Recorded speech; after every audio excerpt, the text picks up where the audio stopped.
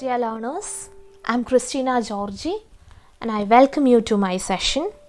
Today we will deal with the course code BPCS-186, which is titled Managing Stress. This is a skill-based elective of 4 credits offered in the 4th semester for various disciplines such as psychology, sociology, history, public administration and many more. As this is not a language-based paper, there will be Malayalam explanation in between.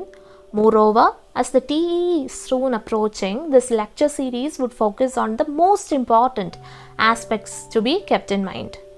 For detailed English explanation, you may refer to my playlist titled BPCS-186. കഴിഞ്ഞ ക്ലാസ്സിൽ നമ്മൾ പ്രധാനമായിട്ടും പഠിച്ചത് unit 1 ആണ്, an introduction to stress. അതിൻ്റെ അകത്ത് നമ്മൾ കണ്ട പ്രധാനമായിട്ടും പലതരത്തിലുള്ള ഡെഫിനിഷൻസ് ഓഫ് സ്ട്രെസ് നമ്മൾ കാണുകയുണ്ടായി. പിന്നെ സോഴ്സസ് ഓഫ് സ്ട്രെസ് നമ്മൾ പഠിച്ചു. The various symptoms of stress ഏതൊക്കെയാണെന്ന് നമ്മൾ മനസ്സിലാക്കി. പിന്നെ എന്തൊക്കെയാണ് നമ്മളവിടെ പഠിച്ചത്? ടൈപ്സ് ഓഫ് സ്ട്രെസ് നമ്മൾ പഠിച്ചു.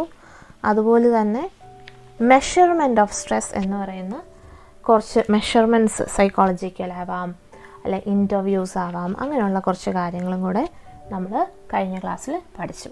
ഇനിയും നമ്മൾ പോകുന്നത് യൂണിറ്റ് 2ലേക്കാണ്.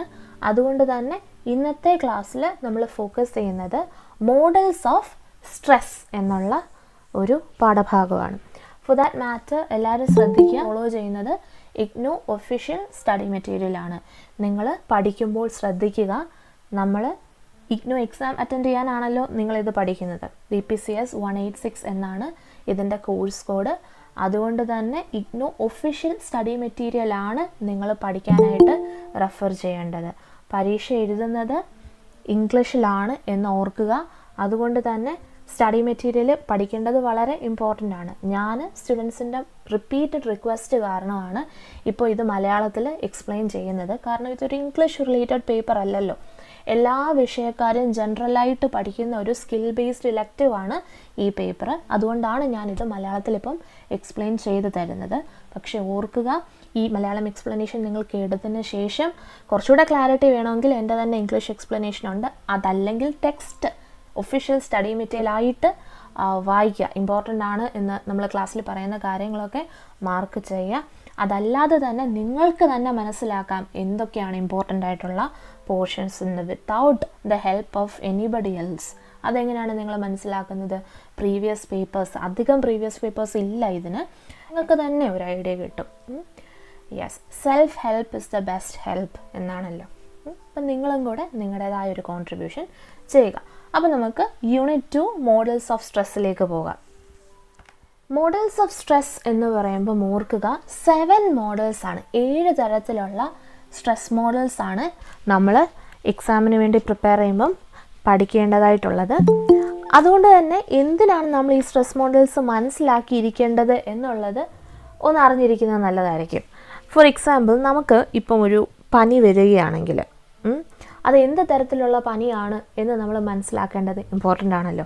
അതുപോലെ തന്നെയാണ് ഇപ്പം നമ്മളൊരു സ്ട്രെസ് എക്സ്പീരിയൻസ് ചെയ്യുവാണെങ്കിൽ അതിൻ്റെ സോഴ്സസും അത് എന്ത് തരത്തിലാണ് അത് നമ്മളെ അഫക്റ്റ് ചെയ്യുന്നതെന്നും ആ ഒരു അഫക്റ്റ് ചെയ്യുന്ന സിറ്റുവേഷനിൽ നമുക്കുണ്ടാകുന്ന മാറ്റങ്ങൾ എന്താണ്, ഫിസിക്കലി എന്തെങ്കിലും ചേഞ്ചസ് ഉണ്ടാകുന്നുണ്ടോ, അങ്ങനത്തെ തരത്തിൽ കൂടുതലായി ഈ സമ്മർദ്ദം അഥവാ സ്ട്രെസ് എന്നുള്ള ഒരു ആശയത്തെ മനസ്സിലാക്കാനായി നമ്മളെ സഹായിക്കുന്നവയാണ് ഈ മോഡൽസ്. ഈ ഓരോ മോഡൽസും നമ്മൾ നേരത്തെ ഇൻട്രൊഡക്ഷൻ പഠിച്ചപ്പോൾ പഠിച്ചിരുന്നില്ലേ? കുറേ ആൾക്കാരെ, ക്യാനൻ ഉണ്ട്, ഹാൻസ് ഉണ്ട്, അങ്ങനെ നമ്മൾ കുറേ ആൾക്കാരെ കണ്ടിരുന്നല്ലോ. ലാസറസ് ആൻഡ് ഹിസ് ടീംമേറ്റ്സ് ഉണ്ട്. അങ്ങനെ പലരും പല കാലങ്ങളിലായി നടത്തിയ പഠനങ്ങളിൽ നിന്നാണ് നമ്മൾ ഈ പറയുന്ന മോഡൽസ് ഓഫ് സ്ട്രെസ്സൊക്കെ എടുത്തിരിക്കുന്നത് കേട്ടോ. സോ ഓർക്കുക, there are 7 models of stress. Which are they? The first and foremost, the most common and the most important model of stress ഏതാണ്? ഫൈറ്റ് ഓർ ഫ്ലൈറ്റ് റെസ്പോൺസ് ആണ്. അതിനെക്കുറിച്ച് ഞാൻ ആ ഇൻട്രൊഡക്ഷൻ പഠിപ്പിച്ചപ്പോൾ തന്നെ ഒരു സൂചന തന്നിട്ടുണ്ടായിരുന്നു. അതായത് നമ്മൾ പെട്ടെന്ന് ഒരു പാമ്പിനെ കാണുവാണെങ്കിൽ നമ്മൾ ഒന്നെങ്കിൽ അതിനെ അറ്റാക്ക് ചെയ്യാൻ പോകും, അതല്ലേ നമ്മൾ പേടിച്ചോടും. അതാണ് ഫൈറ്റ് ഓർ ഫ്ലൈറ്റ് റെസ്പോൺസ്. അതിനെ നമ്മളിന്ന് ഡീറ്റെയിൽ ആയിട്ട് കാണുന്നതായിരിക്കും. അതിനുശേഷം ജനറൽ അഡാപ്റ്റേഷൻ സിൻഡ്രോം എന്താണെന്ന് നമ്മൾ മനസ്സിലാക്കും. GAS എന്നാണ് നമ്മൾ അതിനെ ഷോർട്ട് ഫോമിൽ എഴുതുന്നത്, ജനറൽ അഡാപ്റ്റേഷൻ സിൻഡ്രോം. ഓക്കെ, അതിനുശേഷം നമ്മൾ കോഗ്നിറ്റീവ് അപ്രൈസൽ മോഡൽ എന്താണെന്ന് ആഴത്തിൽ ഇന്ന് മനസ്സിലാക്കും. Cognitive appraisal model. Okay, cognitive എന്ന് പറയുമ്പോൾ തന്നെ നമ്മുടെ ചിന്താശേഷി, ബ്രെയിൻ, അങ്ങനത്തെ ഒരു ഏരിയയൊക്കെ ആയിരിക്കും അവിടെ കൂടുതലായിട്ട് മെൻഷൻ ചെയ്യുന്നത്. അപ്രൈസൽ എന്ന് വെച്ചാൽ അസസ്മെൻ്റ് എന്നൊരു അർത്ഥമുണ്ട്. എനിക്ക് ഓർമ്മ ശരിയാണെങ്കിൽ ഞാനത് ഫസ്റ്റ് ഇൻട്രൊഡക്ഷൻ പറഞ്ഞപ്പോഴും ഈ കോഗ്നിറ്റീവ് അപ്രൈസലിൻ്റെ കാര്യം പറയുകയുണ്ടായി.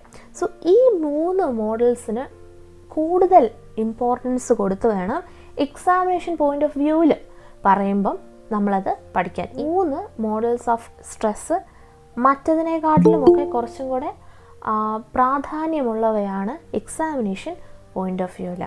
അതുകൊണ്ട് തന്നെ ഞാൻ ആ ഇൻട്രൊഡക്ഷനിൽ പറഞ്ഞ പോലെ തന്നെ, ഇപ്പം ഞാൻ കുറച്ച് ഇമ്പോർട്ടൻറ്റ് ക്വസ്റ്റ്യൻസ് ഏതൊക്കെയാണെന്നൊക്കെ പറഞ്ഞു തന്നില്ലേ, അതിനകത്ത് ഞാൻ പറഞ്ഞ പോലെ തന്നെ ഇത് 3 എണ്ണത്തിനും ഡയഗ്രാംസ് ഉണ്ട്.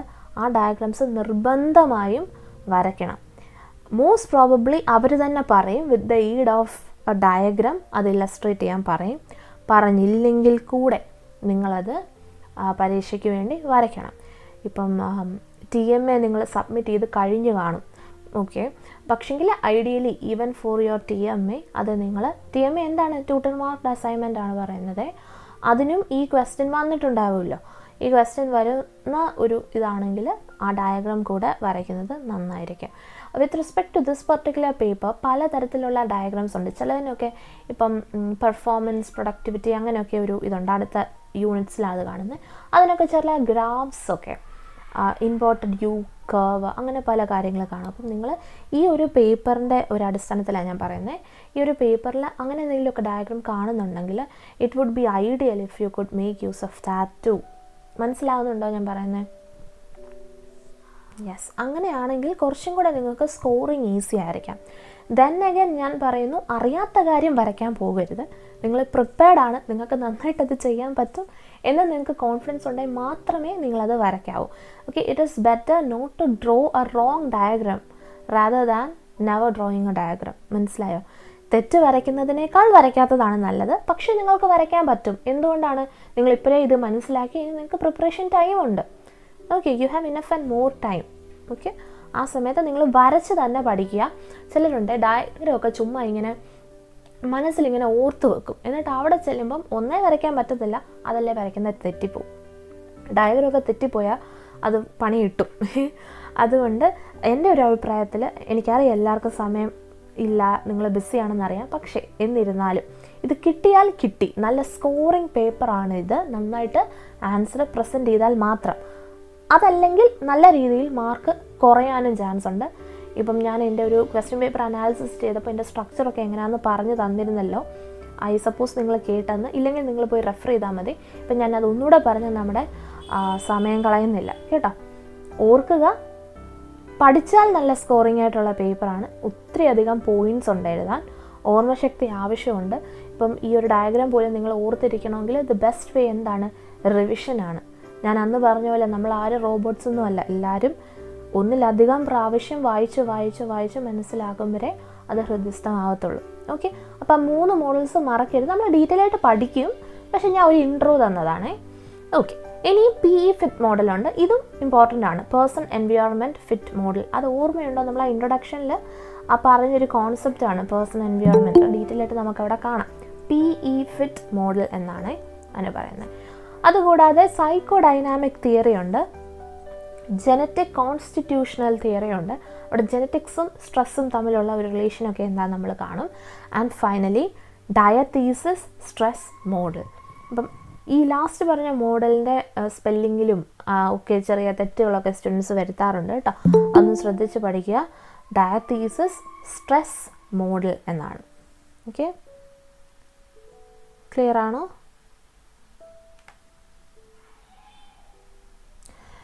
Thank you for responding. അപ്പം ഇനി നമുക്ക് ആദ്യമായിട്ട് ഫൈറ്റ് ഓർ ഫ്ലൈറ്റ് റെസ്പോൺസിനെ ഡീറ്റെയിൽ ആയിട്ട് പഠിക്കാം. ആദ്യമായിട്ടല്ല നമ്മളിത് കാണുന്നത്. കഴിഞ്ഞ ക്ലാസ്സിൽ നമ്മൾ ഇതിനെക്കുറിച്ചൊരു ഐഡിയ കണ്ടതാണ്.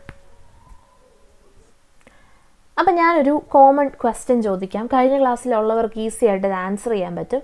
ഈ ഒരു ഫൈറ്റ് ഓർ ഫ്ലൈറ്റ് റെസ്പോൺസ് എന്ന് പറയുന്ന ഒരു സ്ട്രെസ് മോഡൽ പുട്ട് ഫോർത്ത് ചെയ്ത ആരാന്നറിയാമോ? എന്ന് വെച്ചാൽ ഇങ്ങനൊരു മോഡലിനെ ആദ്യമായിട്ട് ഇൻട്രൊഡ്യൂസ് ചെയ്ത ആരാണെന്നറിയാമോ? നമ്മൾ കഴിഞ്ഞ ക്ലാസ് ഇദ്ദേഹത്തെക്കുറിച്ച് പഠിക്കുകയുണ്ടായി. കാനൻ ആണ് കേട്ടോ. കാനൻ ആണ്, yes correct, thank you. Cannon ആണ് ഈ ഒരു മോഡൽ പുട്ട് ഫോർത്ത് ചെയ്തത്. അപ്പോൾ കാനൻ എന്താണ് പറഞ്ഞത് നമ്മൾ കഴിഞ്ഞ ക്ലാസ്സിൽ കണ്ടു. എന്നാലും നമുക്ക് ഇന്നൊന്നുകൂടെ നോക്കാം. According to Cannon, stress is an outcome of an environmental demand. What you mean by an environmental demand? നമ്മൾ മലയാളത്തിൽ പറയത്തില്ലേ, പാരിസ്ഥിതിക ആവശ്യകത. അതനുസരിച്ച് നമ്മൾ മനുഷ്യർ ഫേസ് ചെയ്യുന്ന ഒരു ഡിഫിക്കൽട്ടിയാണ് ഈ സമ്മർദ്ദം എന്ന് പറയുന്നത്. അപ്പം അദ്ദേഹം അങ്ങനെയാണ് പറയുന്നത്. According to Cannon, stress is an outcome of an environmental demand that was external and that led to an imbalance in the natural steady state of an individual. എന്താണ് അവിടെ പറയുന്നത്? ഇങ്ങനൊരു സമ്മർദ്ദം നമ്മൾ അനുഭവിക്കുമ്പം നമ്മുടെ ഒരു നാച്ചുറലായ ഒരു അവസ്ഥ, അതിന് നമ്മൾ ഹോമിയോസ്റ്റേസിസ് എന്നൊക്കെ പറയും, സ്വാഭാവിക സ്ഥിരത, അതിനെ തന്നെ ബാധിക്കുകയാണ് എന്ത്, ഈ സമ്മർദ്ദം എന്ന് പറയുന്നത്. സോ അതുകൂടാതെ അദ്ദേഹം എന്തൊക്കെയാണ് പറഞ്ഞിരിക്കുന്നത് നമുക്ക് നോക്കാം. He further stated that body encompasses natural defense mechanisms that play a role in maintaining the homeostasis. അതാണ് ഞാൻ നേരത്തെ പറഞ്ഞത്. നമ്മുടെ മനുഷ്യ ശരീരത്തിൽ തന്നെ നാച്ചുറൽ ആയിട്ടുള്ള ചില ഡിഫൻസ് മെക്കാനിസംസ് ഉണ്ട്. ഓർമ്മയുണ്ടോ? Back to the biology class, at least 10th-ലും 12th-ഒക്കെ സയൻസ് എടുത്തവർക്കൊക്കെ ഇത് നന്നായിട്ട് അറിയാമായിരിക്കും. ഇങ്ങനത്തെ കാര്യങ്ങളൊക്കെ നമ്മൾ പഠിച്ചതാണ്. അപ്പോൾ ആ നാച്ചുറൽ ഡിഫൻസ് മെക്കാനിസംസ് ആണ് നമ്മുടെ ഹ്യൂമൻ ബോഡിയിലെ ആ ഒരു ഹോമിയോസ്റ്റേറ്റസ് മെയിൻറ്റെയിൻ ചെയ്യുന്നത്. എന്താണത്? സ്വാഭാവിക സ്ഥിരത മെയിൻറ്റെയിൻ ചെയ്യുന്നത് ഇതൊക്കെയാണ്. അങ്ങനെയാണ് നമ്മളൊരു നോർമൽ സ്റ്റേറ്റിൽ ഇരിക്കുന്നത് തന്നെ. So Cannon was more interested in sympathetic nervous system activation in an individual when in stressful situation. അദ്ദേഹം പറയുകയുണ്ടായി, ഇങ്ങനെ ഒരു സമ്മർദ്ദം ഒരു മനുഷ്യൻ ഫേസ് ചെയ്യുമ്പം സിമ്പത്തറ്റിക് നെർവസ് സിസ്റ്റം, മറ്റേ ആ നാഡീവ്യവസ്ഥയാണ് ഇവിടെ പറയുന്നത്. I think I don't want to explain everything in Malayalam. Okay, English terminology കേട്ടാൽ എല്ലാവർക്കും മനസ്സിലാവുമല്ലോ, അല്ലെങ്കിൽ നിങ്ങൾ പോയി റെഫർ ചെയ്യുക കേട്ടോ. യെസ്. സോ ഇനി അദ്ദേഹം പറയുന്നത്, ഇപ്പോൾ ഒരു വ്യക്തി ഒരു ഭീഷണിപ്പെടുത്തുന്ന ഒരു സാഹചര്യം അഭിമുഖീകരിക്കുകയാണെങ്കിൽ, അങ്ങനെയുള്ളൊരു സാഹചര്യത്തിൽ 2 തരത്തിലുള്ള പ്രതികരണങ്ങളാണ് സാധാരണമായി ഒരു മനുഷ്യനിൽ കാണപ്പെടുന്നത്. എന്തൊക്കെയാണ്? കഴിഞ്ഞ ക്ലാസ്സിൽ ഞാൻ പറഞ്ഞ പോലെ, ഒന്ന്, ആ മനുഷ്യൻ, or rather we can say ആ വ്യക്തി, അവനോ അവളോ ഒന്നെങ്കിൽ ധൈര്യപൂർവ്വം ആ ഒരു സാഹചര്യത്തെ ഫേസ് ചെയ്യും, നേരിടും. അതല്ലെങ്കിൽ എന്താണ്, ആ ഒരു സാഹചര്യത്തെ പേടിച്ചോടും. അതാണ് basically fight or flight response എന്ന് പറയുന്നത്. ഒന്നെങ്കിൽ ആ ത്രെറ്റ്ഫുൾ സിറ്റുവേഷനെ പോയി ഫേസ് ചെയ്യും ധൈര്യത്തോടെ, ഓറൽസ് ആ ത്രെറ്റ്ഫുൾ സിറ്റുവേഷനിൽ നിന്ന് ഓടി അകലും, ഫ്ലൈ ചെയ്യും. അതാണ് ഫൈറ്റ് ഓർ ഫ്ലൈറ്റ് തിയറി എന്ന് പറയുന്നത്. കഴിഞ്ഞ ക്ലാസ്സിൽ ഞാനൊരു എക്സാമ്പിൾ വെച്ച് പറഞ്ഞിരുന്നു. ഇന്നും ആ ഇൻട്രൊഡക്ഷൻ പറഞ്ഞപ്പോൾ ഞാൻ ജസ്റ്റ് ഒരു പാമ്പിൻ്റെ കഥ പറഞ്ഞില്ലേ? യെസ്, അത് തന്നെ. കൂടുതലായും ആൾക്കാർക്ക് പേടി ഉളവാക്കുന്ന ഒരു ക്രീച്ചറാണ് ഈ പാമ്പ്, സ്നേക്ക് എന്ന് പറയുന്നത് അല്ലേ? കാരണം അത് പോയിസണസ് ആണ്, ഫേറ്റലാണ്, നമുക്ക് മരണം വരെ ഉണ്ടാവാം. അപ്പോൾ നമ്മൾ പെട്ടെന്നൊരു പാമ്പിനെ കാണുവാണെങ്കിൽ മെജോറിറ്റി ഓഫ് ആൾക്കാരും പേടിക്കും. ചില ധൈര്യശാലികൾ കാണാം കേട്ടോ, ഐ അപ്രീഷിയേറ്റ് ദം. പക്ഷേ ഒരുമാതിരി ആരാണെങ്കിലും ആദ്യമായി ഒരു മനസ്സിലൊരു പേടി ഉളവാകും. അപ്പം തന്നെ എന്താ, നമ്മുടെ നാച്ചുറൽ റെസ്പോൺസ് എന്താണ്, റിഫ്ലക്സ് എന്താണ്? മെജോറിറ്റി ആൾക്കാരും പാമ്പിനെ പേടിക്കുക, മാറുക, ആ സിറ്റുവേഷനിൽ നിന്ന് മാറി നിൽക്കാൻ നോക്കുക. എന്നാൽ ചില ആൾക്കാരുണ്ട് ആ സാഹചര്യത്തെ ധൈര്യപൂർവ്വം നേരിടും അല്ലേ?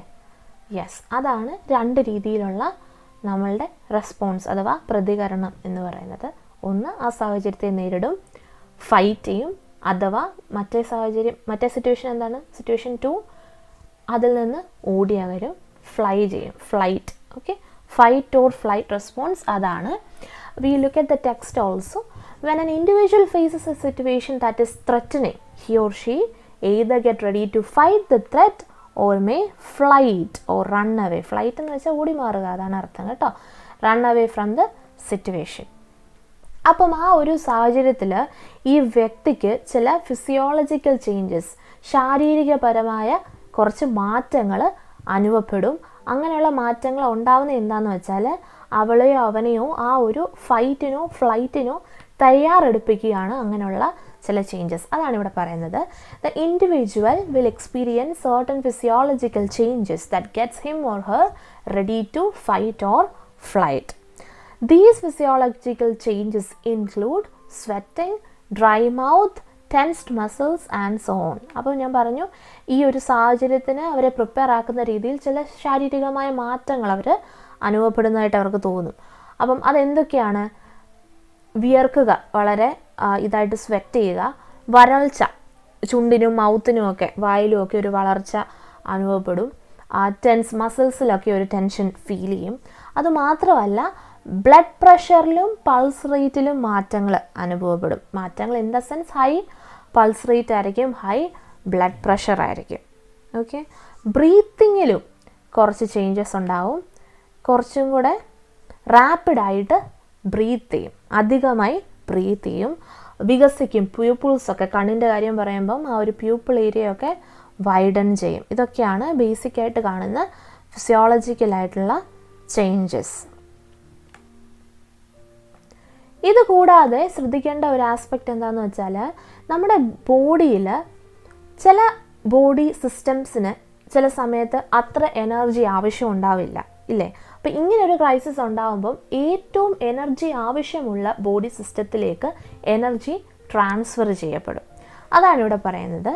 Basically, in this moment, the individual's body will transfer the energy from body systems that are not required to respond to the situation to the body systems that are required to function in order to respond to the situations in hand. അപ്പോൾ അവിടെ ഒരു energy transfer സംഭവിക്കുകയാണ്. ഈ ഒരു threatening സിറ്റുവേഷനിൽ immediate ആയിട്ട് respond ചെയ്യേണ്ട ചില ബോഡി സിസ്റ്റംസിലേക്ക് മറ്റെല്ലാ സ്ഥലങ്ങളിൽ നിന്നും എനർജി ട്രാൻസ്ഫർ ചെയ്യപ്പെടുന്നു.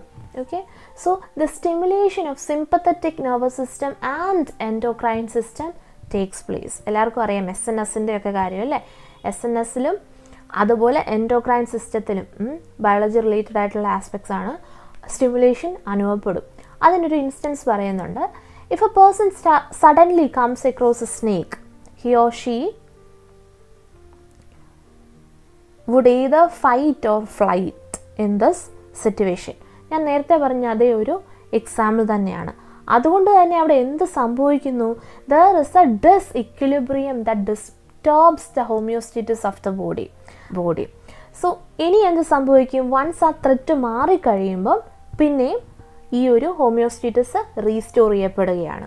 Once the situation is over and there are no more challenges or threats, the body will go back to normal and homeostasis will be restored. Okay, പഴയ പോലെ സ്വാഭാവികമായിട്ടുള്ള ഒരു സ്ഥിരതയിലേക്ക് നമ്മുടെ ബോഡി തിരിച്ചു ചെല്ലുകയാണ്. So, the physiological changes taking place in fight or flight response can be better understood with the help of this figure 2.1. അതാണ് ഇപ്പം ഞാൻ സ്ക്രീനിൽ കാണിക്കാൻ പോകുന്നത്. ഈ ഒരു ഫിഗറില്ലേ, അതാണ് ഞാൻ പറഞ്ഞത്. Even from the TE perspective ഇത് വളരെ ഇമ്പോർട്ടൻ്റ് ആണ്. കഴിഞ്ഞ 2 TEക്കും ഈ ഒരു ക്വസ്റ്റ്യൻ വന്നിരുന്നു. ആൻഡ് അവർ ചോദിച്ചിരുന്നു with the aid of a diagram ഇത് എക്സ്പ്ലെയിൻ ചെയ്യുക എന്നുള്ള രീതിയിലാണ് അവരിത് ചോദിച്ചിരുന്നത്. ഇവിടെ ശ്രദ്ധിക്കുക, the flight and fight response is in a way very meritorious, advantages ആണ്. അത് ഹെൽപ്ഫുൾ ആണ്, നമ്മളെ നന്നായി സഹായിക്കുന്നുണ്ട്. എങ്ങനെ? It helps to deal instantly with the situation. ഒരു ത്രെറ്റ്ഫുൾ സിറ്റുവേഷനെ ഉടനെ തന്നെ ഡീൽ ചെയ്യാൻ, അതിനെ മാനേജ് ചെയ്യാൻ നമ്മളെ ഈ ഒരു ഫൈറ്റ് ആൻഡ് ഫ്ലൈറ്റ് റെസ്പോൺസ് സഹായിക്കുന്നുണ്ട്. എന്നിരുന്നാലും കുറേ നാളത്തെ ഒരു ലോങ് റൺ നമ്മളത് അനലൈസ് ചെയ്യുവാണെങ്കിൽ experiences of stress in this manor can have negative impact on the bodily and effective functioning of A person. ഒരു ലോങ് റണ്ണിൽ ഇങ്ങനത്തെ ഒരു സ്ട്രെസ് പോലും നമ്മളെ നെഗറ്റീവായിട്ട് ബാധിക്കുന്നതാണ്. വേറൊരു കാര്യം ശ്രദ്ധിക്കാനുള്ളത്, ഫൈറ്റ് ഓർ ഫ്ലൈറ്റ് മോഡലിന് കുറച്ച് അധികം ക്രിറ്റിസിസമൊക്കെ കിട്ടിയിരുന്നു. കാരണം എന്താണെന്ന് വെച്ചാൽ ഇൻഡിവിജ്വൽ ഡിഫറൻസ് അനുസരിച്ച്, അതായത് ഓരോ വ്യക്തികളും ഓരോ രീതിയിലാണ് ഈ ഒരു റെസ്പോൺസ് കാണിക്കുന്നത് എന്നുള്ളത് കൊണ്ട് തന്നെ ഇതിന് കുറച്ച് ക്രിറ്റിസിസംസ് വന്നിരുന്നു. For instance, gender difference may exist in the blood pressure changes experience during stress എന്നൊരു സ്റ്റഡി പ്രൂവൻ ചെയ്തു. സാൻഡേഴ്സണിൻ്റെ ഒരു അഭിപ്രായത്തിലാണ്, അദ്ദേഹത്തിൻ്റെ സ്റ്റഡിയിലാണ് ഇത് നമുക്ക് മനസ്സിലായത്. അതുപോലെ തന്നെ വിമൻ ഒക്കെ ആണെങ്കിൽ ഈ ഒരു ഫൈറ്റ് ഓർ ഫ്ലൈറ്റ് റെസ്പോൺസിനെക്കാട്ടിലും ചിലപ്പോൾ ഒരു സോഷ്യൽ സപ്പോർട്ട് സീക്ക് ചെയ്യുന്ന ഒരു സിറ്റുവേഷൻ ഉണ്ടാവാം. ഫോർ എക്സാമ്പിൾ, അവരിതിന് റെസ്പോണ്ട് ചെയ്യുന്നതിനേക്കാൾ ഒരാളെ സഹായത്തിന് വിളിക്കുകയോ അങ്ങനെ ഒരു സോഷ്യൽ ഹെൽപ്പ് സീക്ക് ചെയ്യുന്നതായിട്ടും കണ്ടിട്ടുണ്ട്. അപ്പം ഓരോ മനുഷ്യനും ഇതിനോട് റെസ്പോണ്ട് ചെയ്യുന്ന രീതി വേറെയാണ്. അതാണ് ആ ഒരു criticism towards fight and flight response എന്നുള്ള ഒരു ഭാഗത്ത് പറയുന്നത്. Towards the end of this section അങ്ങനെ ഒരു കാര്യം പറയുന്നുണ്ട്. എന്നിരുന്നാലും നിങ്ങൾക്ക് when there comes A question, there is a higher probability of them asking such a question on fight or flight response. അപ്പം നിങ്ങൾ എഴുതേണ്ട ബേസിക് കാര്യങ്ങൾ എന്താണ്? ഇത് പുട്ട് ഫോർത്ത് ചെയ്തത് കാനനാണ്. Fight or flight response put forth ചെയ്തത് കാനനാണ്. അദ്ദേഹം അതിനെ എങ്ങനെയാണ് എക്സ്പ്ലെയിൻ ചെയ്യുന്നത്? According to him it is an outcome of an environmental demand. Okay, അതുകൊണ്ട് തന്നെ it leads to imbalance in the natural steady state of an individual. അത് mention ചെയ്യേണ്ട വളരെ ഇമ്പോർട്ടൻ്റ് ആണ്. അതുപോലെ തന്നെ he was also interested in sympathetic nervous system activation. എപ്പോഴാണ് ഇങ്ങനൊരു സ്ട്രെസ്ഫുൾ സിറ്റുവേഷൻ ഒരു മനുഷ്യൻ ഫേസ് ചെയ്യുമ്പം. പിന്നെ ഇതിനെ ഇലാബറേറ്റ് ചെയ്ത് എഴുതുക. അതായത് ഒരു മനുഷ്യന് ഇങ്ങനൊരു ത്രെറ്റനിങ് സിറ്റുവേഷൻ ഫേസ് ചെയ്യുമ്പം രണ്ട് രീതിയിലായിരിക്കും അദ്ദേഹം ഈ ഒരു സിറ്റുവേഷനെ റെസ്പോണ്ട് ചെയ്യുന്നത്, റിയാക്ട് ചെയ്യുന്നത്. എങ്ങനെയാണ്? ഒന്നെങ്കിൽ ഫേസ് ചെയ്യും, അല്ലെങ്കിൽ ഓടി മാറും. പിന്നെ നിങ്ങൾ ഓർത്ത് എഴുതേണ്ടത് ചില ഫിസിയോളജിക്കൽ ചേഞ്ചസ് ഈ സിറ്റുവേഷനിൽ നമുക്കുണ്ടാവും. എന്തൊക്കെയാണ്? സ്വെറ്റ് ചെയ്യും, ഡ്രൈ മൗത്ത് ആയിരിക്കും, ടെൻസ്ഡ് മസിൽസ് ആയിരിക്കും. ഓർക്കണം, ബ്ലഡ് പ്രഷറിലും പൾസ് റേറ്റിലും ചേഞ്ചസ് വരും.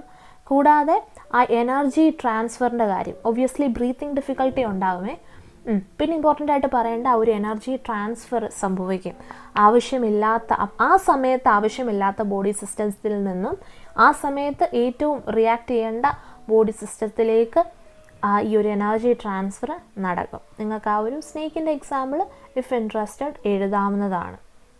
പിന്നെ ഈ ഒരു ത്രെറ്റ്ഫുൾ സിറ്റുവേഷൻ മാറിക്കഴിയുമ്പോൾ പിന്നെയും ആ ഹോമിയോസ്റ്റേറ്റസ് റീസ്റ്റോർ ചെയ്യപ്പെടുകയാണ് ചെയ്യുന്നത്. പിന്നെ ഡയഗ്രാം കൂടെ വരയ്ക്കുമ്പോൾ for your TEE you will be scoring well. ശ്രദ്ധിക്കുക, പല സമയത്തും ഇവർ ഈ മാർക്ക് ഡിവൈഡ് ചെയ്തായിരിക്കും ഇട്ടിരിക്കുന്നത്. ഇൻഡിവിജ്വൽ ക്വസ്റ്റ്യനിന് പോലും മാർക്ക് ചിലപ്പോൾ ഡിവിഷൻ കാണും. 10 മാർക്സ് ആണ്, ഷോർട്ട് എസ്സേ പോലെയാണ് നിങ്ങൾക്ക് ക്വസ്റ്റ്യൻസ് വരുന്നത്. ചിലപ്പം 5+5 ആയിരിക്കും, ചിലപ്പം 5 മാർക്സിന് ഈ ഒരു മോഡലും കൂടാതെ 5 മാർക്സിന് വേറൊരു മോഡലും ആയിരിക്കും ചോദിക്കുന്നത്. അല്ലെങ്കിൽ വേറെ എന്തെങ്കിലും രീതിയിലായിരിക്കും ആ മാർക്ക് ഡിവിഷൻ. അപ്പോൾ നിങ്ങൾ ക്വസ്റ്റ്യൻ പേപ്പർ കിട്ടിക്കഴിയുമ്പോൾ മാർക്ക് ഡിവിഷൻ എങ്ങനെയാണെന്ന് ശ്രദ്ധിക്കുക.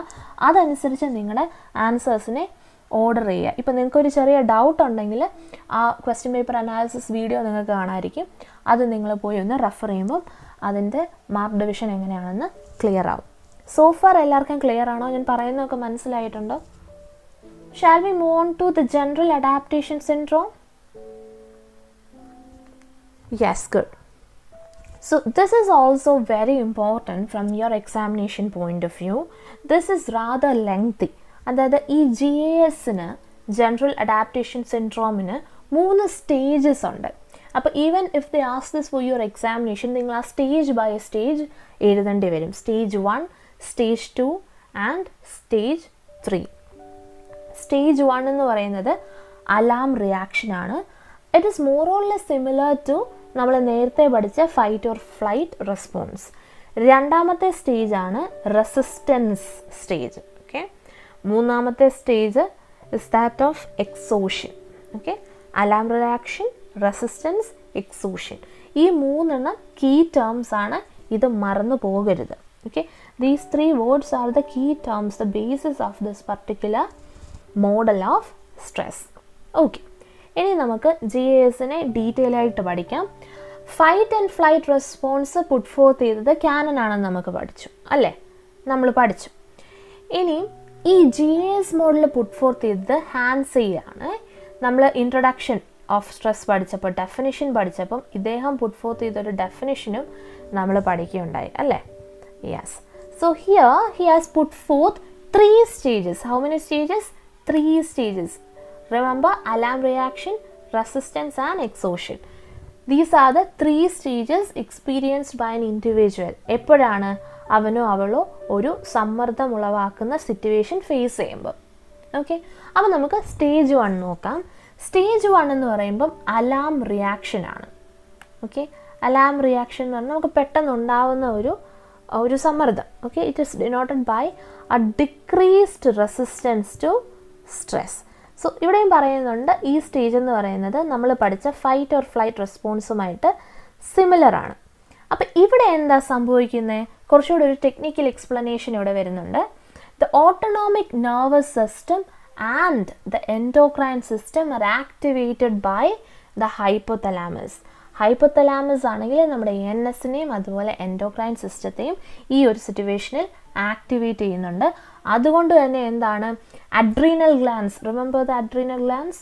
യെസ്, ഇത് ക്ലിയർ ആവുന്നില്ല, എല്ലാവരും ജസ്റ്റ് ഒന്ന് നിങ്ങളുടെ ബയോളജി നോളജ് ഒന്ന് റിവൈസ് ചെയ്യുന്നത് നന്നായിരിക്കും. Okay, I'm very sure students of psychology would follow anyway. So നമ്മുടെ അഡ്രിനാലിൻ റിലീസ് ചെയ്യുന്നത് അഡ്രീനൽ ഗ്ലാൻഡിൽ നിന്നാണ് കേട്ടോ. സോ അഡ്രീനൽ ഗ്ലാൻഡ് കുറച്ചുകൂടെ കെമിക്കൽസ് റിലീസ് ചെയ്യുന്നുണ്ട്. എപ്പിനെഫ്രിൻ, നോർ എപ്പിനെഫ്രിൻ ഒക്കെ എക്സാമ്പിൾസ് ആണ്. സോ ഈ സമയത്ത് എപ്പിനെഫ്രിനും നോർ എപ്പിനെഫ്രിനും റിലീസ് ചെയ്യപ്പെടുന്നുണ്ട്. ഇതിനെ നമുക്കൊരു കൗണ്ടർ ഷോക്ക് ആയിട്ട് പറയാം. Okay, where the defence mechanisms of an individual are activated. അതുകൊണ്ട് തന്നെ നമ്മുടെ നാച്ചുറൽ ഡിഫൻസ് മെക്കാനിസംസ് അവിടെ ആക്ടിവേറ്റ് ചെയ്യുന്നുണ്ട്. അതിൻ്റെ ഒരു കോൺസിക്വൻസ് ആയിട്ട് എന്ത് നടക്കുന്നു, enlargement of adrenocortical that leads to the discharge of adrenaline, thus leading to increase in functions related to respiration and cardiovascular activities. So ഈ ഒരു ഡിഫൻസ് മെക്കാനിസംസ് ആക്ടിവേറ്റ് ആയപ്പെടുന്നത് കൊണ്ട് തന്നെ അതിൻ്റെ ഒരു റിയാക്ഷനായിട്ട് there is increase in functions related to respiration and cardiovascular activities. നമ്മുടെ ബ്രീത്തിങ്ങിലാണേലും heart റേറ്റിനാണേലും ഒക്കെ changes വരുന്നു. നമ്മൾ നേരത്തെ അതൊന്ന് പഠിക്കുകയുണ്ടായി അല്ലേ. So similar to fight or flight response നമ്മുടെ ബോഡി ഇപ്പം ആ ഒരു ഭീഷണി ഉളവാക്കുന്ന സിറ്റുവേഷൻ ഫേസ് ചെയ്യാനായിട്ട് പ്രിപ്പയർഡ് ആണ്. ഓക്കെ, കൂടാതെ there is also increase in energy production. എന്തുകൊണ്ടാണ്? That is a result of cortisol produced by adrenal glands. Okay, ഇങ്ങനത്തെ ചില ടെക്നിക്കൽ കാര്യങ്ങളുണ്ട്. It would be great if you could remember. മാറി പോകരുത്. It's only through constant revision that you will be able to study this. So adrenal glands are stimulated by ACTH that is released by the pituitary gland. അപ്പോൾ നമ്മുടെ pituitary gland ഒക്കെ ഓർമ്മ ഉണ്ടായിരിക്കും. Pituitary gland ACTH release ചെയ്യുന്നു.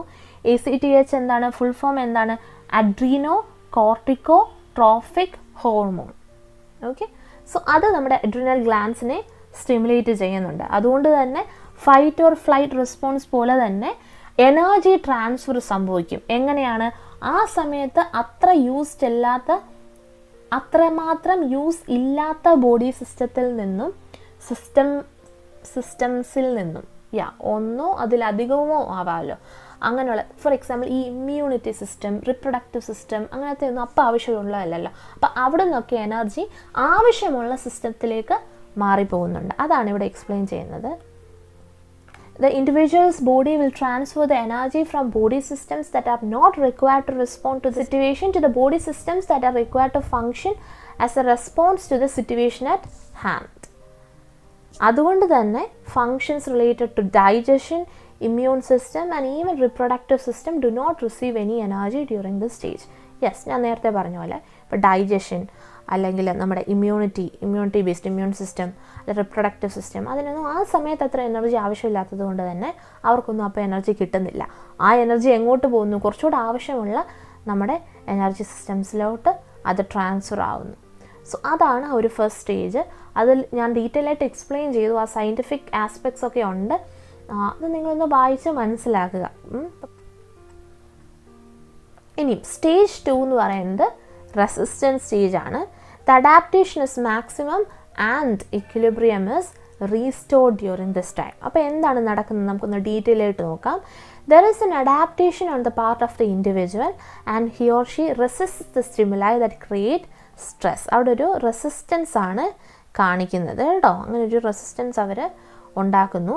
അതുകൊണ്ട് തന്നെ ഒത്തിരി energy ആവശ്യമുണ്ട് ഈ ഒരു സ്റ്റേജിൽ. അപ്പോൾ എന്താണ് നമ്മൾ നേരത്തെ പറഞ്ഞ പോലെ non essential functions related to digestion, immune system and reproductive system, അങ്ങനെയുള്ള സിസ്റ്റംസിനൊന്നും ഒത്തിരി എനർജി അപ്പോൾ കിട്ടുന്നില്ല. എന്ന് വെച്ചാൽ എന്താ, ട്രാൻസ്ഫർ നടക്കുന്നുണ്ട്, നേരത്തെ പറഞ്ഞ പോലെ തന്നെ. അതുകൊണ്ട് തന്നെ the individual continuous experiencing physiological changes. എന്തൊക്കെയാണ് എക്സ്പീരിയൻസ് ചെയ്യുന്ന ചേഞ്ചസ്? ഇൻക്രീസ്ഡ് പൾസ് റേറ്റ് ഉണ്ടാവും, ബ്ലഡ് പ്രഷർ കൂടാം, റാപ്പിഡ് ബ്രീത്തിങ്, നല്ല മാരകമായി ബ്രീത്ത് ചെയ്യാം, ആഴത്തിൽ ബ്രീത്ത് ചെയ്യാം. And these activities are mainly directed towards restoration of equilibrium. ഈ ആക്ടിവിറ്റീസ് നമ്മുടെ ഒരു ഓട്ടോ ഇമ്മ്യൂൺ മെഷേഴ്സാണ്, നമ്മൾ നേരത്തെ പഠിച്ചില്ലേ. അങ്ങനെ തന്നെ ബാക്ക് ടു നോർമൽ, ആ ഒരു ഇക്വിലിബ്രിയം, ആ ഒരു ഹെമിയോസ്റ്റേറ്റസ് മെയിൻറ്റെയിൻ ചെയ്യാനായിട്ട് ഈ ആക്ടിവിറ്റീസ് നമ്മളെ സഹായിക്കുകയാണ്. അതുകൊണ്ട് തന്നെ even if the stress is still experience, the defence mechanisms R inactive, then the individual will experience the third and last stage. Though if the stress is still experienced and the defense mechanisms are inactive, then the individual will experience the third and last stage. അപ്പോൾ third and last stage എന്ന് പറയുമ്പോൾ എന്താണ്, exhaustion ആണ്. So the duration of this stage will depend on the nature, degree and intensity of the stressor. Okay, ഈ ഒരു stage ആ ഒരു സമ്മർദ്ദത്തിൻ്റെ ഒരു ഡയമെൻഷൻ, അതായത് അത് എങ്ങനത്തെ സമ്മർദ്ദമാണ്, അതിൻ്റെ എത്ര ഡീപ്പാണ്, ഡെപ്ത് ഉള്ളതാണോ, അതിൻ്റെ ഒരു ആഴവും ഒക്കെ അനുസരിച്ച് when we write, you should write the key terms, that is nature, degree and intensity of stressor അനുസരിച്ച്. Remember what A stressor is, നമ്മൾ കഴിഞ്ഞ ക്ലാസ് ഡീറ്റെയിൽ ആയിട്ട് പഠിച്ചതാണ്. സോ അതനുസരിച്ചാണ് ഈ ഒരു തേർഡ് ഒരു ഫൈനൽ സ്റ്റേജ് ഉണ്ടാവുന്നത്. Okay, third and final stage എക്സോഷനാണ്. ആ ഒരു സ്റ്റേജിൽ എന്താണ്, ബേസിക്കായിട്ട് തളർച്ച അനുഭവപ്പെടുന്നു, ക്ഷീണം അനുഭവപ്പെടുന്നു. ആൻഡ് ഈ ഒരു സമ്മർദ്ദം കാരണം നെഗറ്റീവായിട്ടുള്ള കോൺസിക്വൻസസ് ഉണ്ടാകാനുള്ള ചാൻസ് കൂടുന്നു. അപ്പോൾ now let's have a look at the third stage. This is the last stage and it is the stage of exhaustion where there is a collapse of adaptive mechanisms. Adaptive ആയിട്ടുള്ള നമ്മുടെ bodily mechanisms എല്ലാം stop ചെയ്യാണ്, നിന്ന് പോവാണ്. എക്സോഷനാണ് occur ചെയ്യുന്നത്. Means എന്താ, ഒരു വളരെ തളർച്ചയാണ് അവിടെ അനുഭവപ്പെടുന്നത്. It is due to the decrease in physiological resources. ഇത് സംഭവിക്കുന്നത് ദീർഘമായ ഒരു സമ്മർദ്ദം അനുഭവിക്കുന്ന സിറ്റുവേഷനിലാണ്. That is when an individual experiences stress for a long period of time, the individual's physiological resources deplete and this can have a negative impact on the physical health of the individual. അപ്പോൾ നമ്മൾ കഴിഞ്ഞ ക്ലാസ്സിൽ പറഞ്ഞ പോലെ കുറേ നാളത്തേക്കൊരു acute സ്ട്രെസ്സാണ് അനുഭവിക്കുന്നതെങ്കിൽ, കുറേ നാളത്തേക്കുള്ള ഒരു മാരകമായൊരു സ്ട്രെസ്സാണ് ഇദ്ദേഹം അനുഭവിക്കുന്നതെങ്കിൽ അത് വളരെ നെഗറ്റീവായിട്ടുള്ള ഒരു ഇമ്പാക്റ്റ് നമുക്ക് ഫിസിക്കലായിട്ട് ഒത്തിരി ഹാം അത് ചെയ്തേക്കാം. കഴിഞ്ഞ ക്ലാസ്സസിൽ നമ്മൾ പഠിക്കുകയുണ്ടായി എന്തൊക്കെയാണ് ആ ഒരു കോൺസിക്വൻസസ് ഓഫ് സ്ട്രെസ് എന്ന് വെച്ചാൽ, അല്ലേ, ഫിസിയോളജിക്കലായിട്ടും സൈക്കോളജിക്കലായിട്ടും ഒക്കെ നമ്മളെ ഹാം ചെയ്യാൻ പറ്റുന്ന കുറേ ഇമ്പാക്ട്സ് ഉണ്ട് സ്ട്രെസ്സിന്.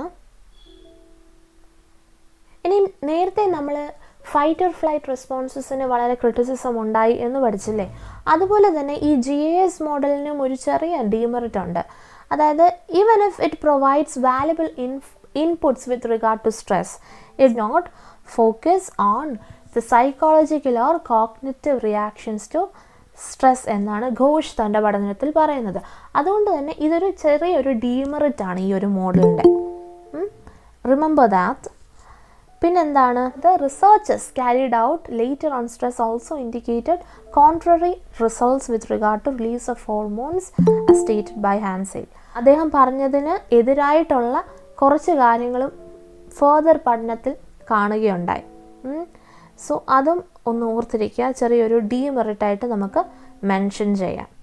ഓക്കെ, പിന്നെ ഇവിടെ പറയുന്നത് അക്യൂട്ട് ആൻഡ് ക്രോണിക് സ്ട്രെസ് തമ്മിലുള്ള ഡിഫറൻസിനെ കുറിച്ചാണ്. ഇഫ് ഐ റിമെമ്പർ റൈറ്റ്, നമ്മൾ ലാസ്റ്റ് ക്ലാസ്സിൽ ഇത് ബേസിക്കലി ഒന്ന് ഡിസ്കസ് ചെയ്തിരുന്നു. അക്യൂട്ട് സ്ട്രെസ് എന്താണ്, ക്രോണിക് സ്ട്രെസ് എന്താണ് എന്നുള്ളത് ഓർക്കുക. അക്യൂട്ട് സ്ട്രെസ് എന്ന് പറയുന്നത് ഒരു ചെറിയ കാലയളവിലേക്കുള്ളതായിരിക്കാം. Okay, acute stress is for a limited period of time. Okay, ഞാൻ കഴിഞ്ഞ ക്ലാസ്സിൽ തന്നെ എക്സാമ്പിൾസ് പറഞ്ഞിരുന്നു. ഇപ്പം ടെക്സ്റ്റിലും എക്സാമ്പിൾസ് കൊടുത്തിട്ടുണ്ട്. എക്സാമിനേഷൻ ഓർ എൻ ഇൻ്റർവ്യൂ, ഒരു എക്സാമിന് വേണ്ടി നിങ്ങൾ നല്ലതായിട്ട് സ്ട്രെസ്ഡ് ആവുമായിരിക്കും. Because you need to study this that, previous questions refer ചെയ്യണം, ഒഫീഷ്യൽ സ്റ്റഡി മെറ്റീരിയൽ പഠിക്കണം. സോ അത് എഴുതി കഴിയുന്നത് വരെ നിങ്ങൾക്കൊരു സ്ട്രെസ് ഉണ്ടാവും. പക്ഷേ once it is over, once ആ എക്സാം തീർന്നു കഴിയുമ്പോൾ നിങ്ങളുടെ ആ സ്ട്രെസ്സ് മാറും. അതൊരു അക്യൂട്ട് സ്ട്രെസ്സാണ്. കാരണം എന്താണ്, അത് ഇൻറ്റൻസ് ആണ്, പക്ഷേ അത് ഒത്തിരി കാലത്തേക്ക് നിലനിൽക്കുന്നില്ല. അതുപോലെ തന്നെയാണ് ഒരു ജോബ് ഇൻ്റർവ്യൂ. ഒരു ഇൻ്റർവ്യൂ എന്ന് പറയുമ്പോൾ എത്ര ആണെങ്കിലും എല്ലാവർക്കും ഒരു സ്ട്രെസ്സറാണ് this interview. Because your future depends on this interview. നിങ്ങളിപ്പോൾ ഇതിൽ സെലക്ട് ആയെങ്കിൽ നിങ്ങൾക്കൊരു ഹാപ്പിനെസ് ഉണ്ടാവും. You will have a secured job, ഒരു സെക്യൂർഡ് ഫ്യൂച്ചർ ഉണ്ടാവും. സെലക്ട് ആയില്ലെങ്കിൽ പിന്നെയും ഒരു ജോബ് സെർച്ച് ആണ്. അൺഎംപ്ലോയ്മെൻറ്റ് എന്ന് പറയുന്നത് ഫേസ് ചെയ്യുന്ന ഒരു ഇഷ്യൂ ആണ് ഇപ്പോഴത്തെ youth. So may that be A positive or negative result. അതായത് ഇപ്പോൾ ഒരു ഇൻ്റർവ്യൂ ഇപ്പം കിട്ടിയാലും നമുക്ക് അതിൻ്റെ സ്ട്രെസ്സ് ആ ഒരു ഇൻ്റർവ്യൂ കഴിയുമ്പോൾ തീരും. കിട്ടിയില്ലെങ്കിൽ പോലും നമ്മൾ ലൈഫ് ലോങ് അയ്യോ ആ ഇൻ്റർവ്യൂ കിട്ടിയില്ല എന്ന് പറഞ്ഞിരിക്കത്തില്ലല്ലോ. അഥവാ അങ്ങനെ ഇരിക്കുന്നുണ്ടെങ്കിൽ അത് ശരിയായ ഒരു രീതിയല്ല. നമ്മൾ ധൈര്യത്തോടെ, കോൺഫിഡൻസോടെ, ഒപ്റ്റിമിസത്തോടെ മുന്നോട്ട് പോകേണ്ടതാണ്. സോ അതൊരു അക്യൂട്ട് സ്ട്രെസ്സിന് എക്സാമ്പിളാണ്.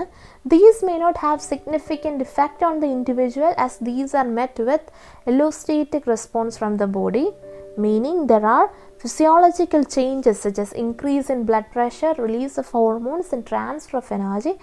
But as the stressful situation is over, the body will go to its normal state. അതായത് നമ്മൾ നേരത്തെ പറഞ്ഞ അതേ കാര്യങ്ങൾ. ആ സമയത്ത് നമുക്ക് ഇൻറ്റൻസ് പ്രഷർ ഉണ്ടാവും, ബ്ലഡ് പ്രഷർ ഉണ്ടാവും, പിന്നെ ഹോർമോൺ റിലീസുകളുണ്ടാവും, നമ്മൾ നേരത്തെ പഠിച്ചില്ലേ.